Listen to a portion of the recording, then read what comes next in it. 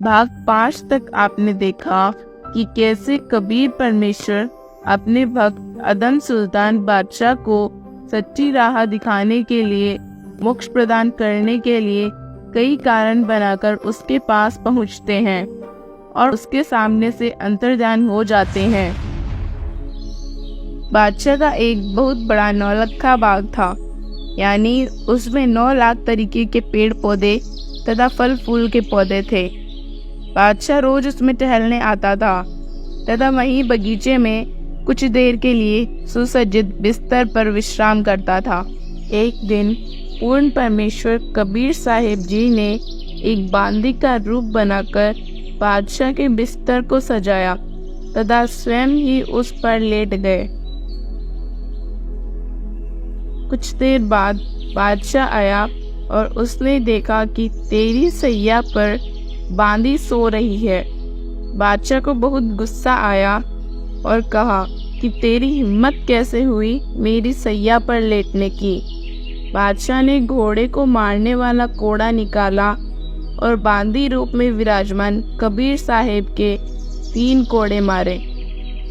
बांदी रूप में कबीर परमेश्वर ने पहले तो रोने का अभिनय किया और अचानक से हंसने लगे, जोर जोर से हंसने लगे। बादशाह को बड़ा आश्चर्य हुआ कि 3 कोड़े लगने के बाद व्यक्ति हंस नहीं सकता और यह बांदी हंस कैसे रही है। बादशाह ने पूछा कि हे बांदी, तू हंस क्यों रही है, तुम्हारे पीड़ा नहीं हो रही? बांदी रूप में कबीर परमेश्वर ने कहा, मैं इसलिए हंस रही हूँ कि ये तेरी सैया इतनी गंदी है कि मैं इस पर 1 घड़ी यानी 24 मिनट इस पर सोई थी कि मुझे 3 कोड़े खाने पड़े। तो बेटे, तू तो इस पर रोज सोता है और कई कई घंटे सोता है, तो तेरा क्या हाल होगा भले आदमी। इतना कहकर परमेश्वर वहां से अंतर्ध्यान हो गए। बादशाह को चक्कर आ गया और बेहोश होकर गिर गया। मंत्री दौड़कर आए और बादशाह को होश में लाए। बादशाह को भूत प्रेत की समस्या बताकर एक झाड़ फूंक करने वाले को बुलाया और बादशाह के दूसरे हाथ पर भी एक ताबीज बंधवा दिया। इसी कई घटनाएं होने के बाद बादशाह बहुत ही एकांत में रहने लगा और राजपाट से मन हटाकर अल्लाह कबीर के हुए दीदारों को याद करने लगा। मंत्रियों ने राय बनाई कि बादशाह को उस व्यक्ति के साये से बचाने के लिए 10-15 दिन के लंबे शिकार पर चलना चाहिए।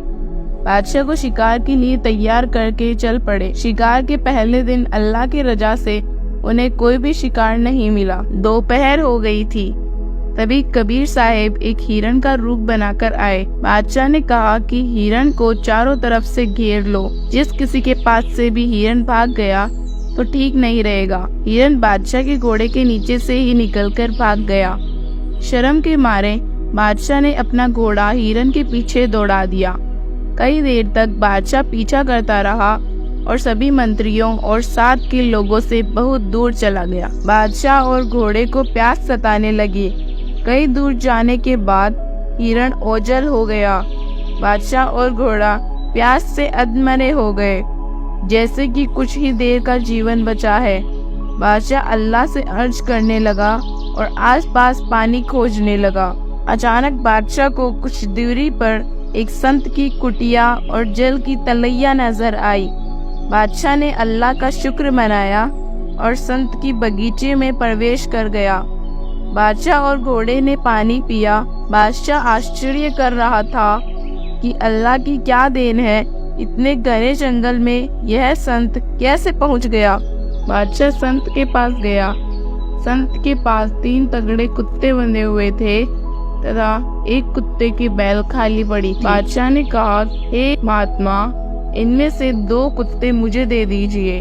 संत ने कहा कि भाई, ये साधारण कुत्ते नहीं है, ये बहुत महत्वी कुत्ते हैं, ये मैं तुम्हें नहीं दे सकता।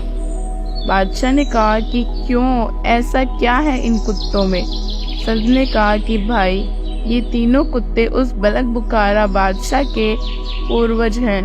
जब ये बादशाह थे तब मैं इन्हें बहुत कहता था कि भाई, अल्लाह भी बच लिया करो। ये राजपाट 2 दिन के हैं। तब ये मुझे कहते थे कि अभी हमारे पास समय नहीं है। तब तो ये काजू बादाम के हलवे खाते थे। अब ये सूर का टूक भी इनके नसीब में नहीं है।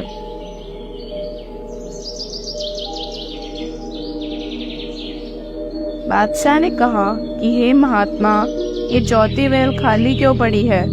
संत ने कहा कि भाई, ये अभी वर्तमान अदम सुल्तान बादशाह की स्वयं की है। जब वो मरेगा तो उसे भी यही बांधूंगा। वो भी आज ऐसे ही अल्लाह को नकार रहा है। इसने तो सारी हदें पार कर दी। निर्दोष संत महात्माओं को जेल में डाल रहा है। अभी कुछ दिन पहले मैं ही उन्हें छुड़ा कर लाया हूँ। ये बादशाह भी राजपाट में अंधा हो रहा है। बादशाह संत के वचनों से डर के मारे कांप रहा था। रोता हुआ संत के चरणों में गिर गया और कहा कि महात्मा जी, वो अदम सुल्तान मैं ही हूँ। मुझे माफ करो परवरदिगार, मुझसे बड़ी भूल हो गई। संत ने कहा कि भाई, देख ले तेरा भविष्य क्या होगा तेरे साथ।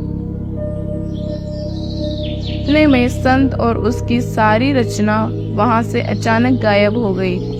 बादशाह बेहोश होकर वहीं गिर गया। कई देर बाद उसे होश आया तो देखा वहां तो कुछ भी नहीं है। लेकिन यह स्वप्न भी नहीं हो सकता, क्योंकि बादशाह की भूख प्यास समाप्त थी और घोड़े के पैर भी गीले थे। बादशाह वहां से सीधा अपने मंत्रियों और सैनिकों के पास पहुंचा और बस इशारे से ही घर चलने को संकेत कर दिया। बिना किसी से बोले बादशाह सीधा स्वयं के कक्ष में जाकर मायूस होकर बैठ गया।